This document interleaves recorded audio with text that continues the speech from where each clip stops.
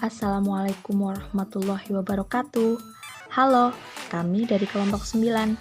Kami dari 2B PG PAUD, Universitas Pendidikan Indonesia, Kampus Serang. Kami akan berdiskusi tentang perkembangan kebijakan PAUD di Indonesia selama 1 dekade, terhitung dari 2010 sampai 2020. Diskusi kali ini bersama saya, Sulistiatun Hafifah, dan teman-teman saya, Dini Uslifah, Hilda Fitri Andriani, Rina Fitria, dan Adhatul Fitriani. Tugas ini kami ajukan untuk memenuhi salah satu tugas mata kuliah model-model PAUD dengan dosen pengampu Ibu Esya Anesti Mashudi SPD MPD. Nah, langsung saja kita mulai diskusinya ya. Perkembangan kebijakan PAUD di Indonesia selama 1 dekade terhitung dari 2010 sampai 2020, yaitu sesuai ketentuan Permendikbud nomor 160 tahun 2014 pasal 7 bahwa Satuan Pendidikan PAUD melaksanakan kurikulum 2013 atau K13, maka melengkapi pemahaman bersama akan standar pada pendidikan anak usia dini, terlampir standar PAUD yang dikenal juga sebagai STPPA atau Standar Tingkat Pencapaian Perkembangan Anak. Perkembangan PAUD pada tahun 2010, pemerintah menerbitkan Standar Nasional PAUD nomor 58 tahun 2010. Pengembangan kurikulum pada tahun 2010 ini dikenal dengan kurikulum tingkat satuan pendidikan atau biasa kita sebut dengan KTSP, yang lebih mengacu pada Standar Nasional Pendidikan. Dan yang selanjutnya yaitu pada tahun 2011, perkembangan PAUD mengacu pada Peraturan Negara Pemberdaya Perempuan dan Perlindungan Anak Republik Indonesia Nomor 5 Tahun 2011 tentang kebijakan pemenuhan hak pendidikan anak.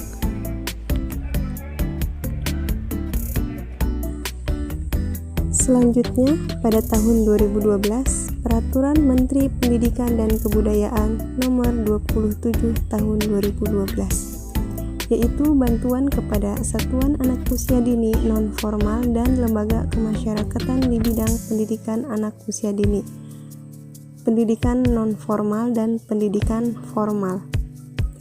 Pada tahun 2013, disahkannya Peraturan Presiden Nomor 60 Tahun 2013 tentang pengembangan anak usia dini holistik integratif. Kemudian ada Peraturan Pendidikan dan Kebudayaan Nomor 81 Tahun 2013 tentang pendirian satuan pendidikan non-formal, dan ada Peraturan Menteri Pendidikan dan Kebudayaan Nomor 50 Tahun 2013 tentang rincian tugas Balai Pengembangan Pendidikan Anak Usia Dini non-formal, perincian tugas Balai informal. Selanjutnya adalah pada tahun 2017 dikeluarkannya Peraturan Presiden Nomor 87 Tahun 2017 tentang penguatan pendidikan karakter. Maksudnya di sini adalah kebijakan pemerintah, yaitu menjamin setiap anak perempuan maupun laki-laki wajib untuk mendapatkan akses pengasuhan PAUD. Dan pada tahun 2018 ini, berdasarkan Peraturan Menteri Pendidikan dan Kebudayaan Republik Indonesia atau Permendikbud Nomor 18 Tahun 2018 tentang penyediaan layanan pendidikan anak usia dini. Layanan pendidikan anak usia dini atau PAUD disediakan oleh pemerintah daerah, kabupaten atau kota, pemerintah desa atau masyarakat. Pemerintah daerah, kabupaten atau kota atau pemerintah desa harus mengupayakan ketersediaan layanan pendidikan anak usia dini. Paling sedikit satu desa atau kelurahan terdapat satu pendidikan anak usia dini atau PAUD. Dan menurut Kepala Direktorat Jenderal Pendidikan Anak Usia Dini dan Pendidikan Masyarakat atau yang disebut dengan Dirjen PAUD dan Dikmas, bahwasannya pada tahun 2018 ini terdapat perkembangan kebijakan PAUD, yaitu yang pertama, memperluas akses terhadap program PAUD. Yang kedua, meningkatkan tata kelola yang akuntabel dan transparan. Yang ketiga, memperkuat mutu satuan PAUD. Yang keempat, mengupgrade program PAUD sesuai dengan perkembangan zaman, iptek, dan kearifan lokal. Selanjutnya tahun 2019 dan 2020. Pemerintah tetap berkomitmen menyelenggarakan pendidikan nonformal sebagai salah satu amanat Undang-Undang Sistem Pendidikan Nasional atau Sisdiknas.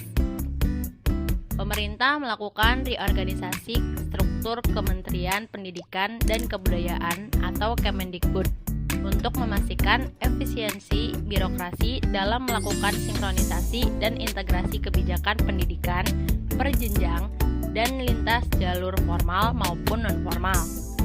Program-program terkait pendidikan nonformal tetap dijalankan dan mendapat dukungan. Hal ini disampaikan oleh Direktur Jenderal Pendidikan Anak Usia Dini dan Pendidikan Masyarakat, yaitu PAUD Dikmas, Bapak Haris Iskandar. Di dalam struktur baru Kemendikbud sesuai Peraturan Presiden Nomor 82 Tahun 2019, peningkatan akses dan kualitas pendidikan nonformal semakin terpadu dengan pendidikan formal. Adapun program terkait pendidikan kesetaraan dan keaksaraan akan dilaksanakan dan menjadi indikator dalam Direktorat Pendidikan Perjenjang. Kemudian, program terkait kursus dan pelatihan dilaksanakan oleh Direktorat Jenderal Pendidikan Vokasi. Program terkait pendidikan keluarga akan diarus utamakan lintas unit dan menjadi strategi utama unit baru yang akan dibentuk dengan cakupan yang lebih luas untuk menguatkan karakter. Dirjen PAUD Dikmas menjelaskan bahwa kebijakan perubahan struktur Kemendikbud ini dimaksudkan untuk meningkatkan kemerdekaan belajar. Terdapat 3 alasan utama di balik perubahan ini, yaitu pertama, perlunya keterpaduan antara pendidikan formal dan non-formal.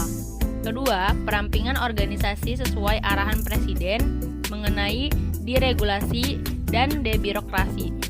Yang ketiga, yaitu upaya menghadirkan pemerintahan yang fokus pada output, bukan struktur pemerintahan.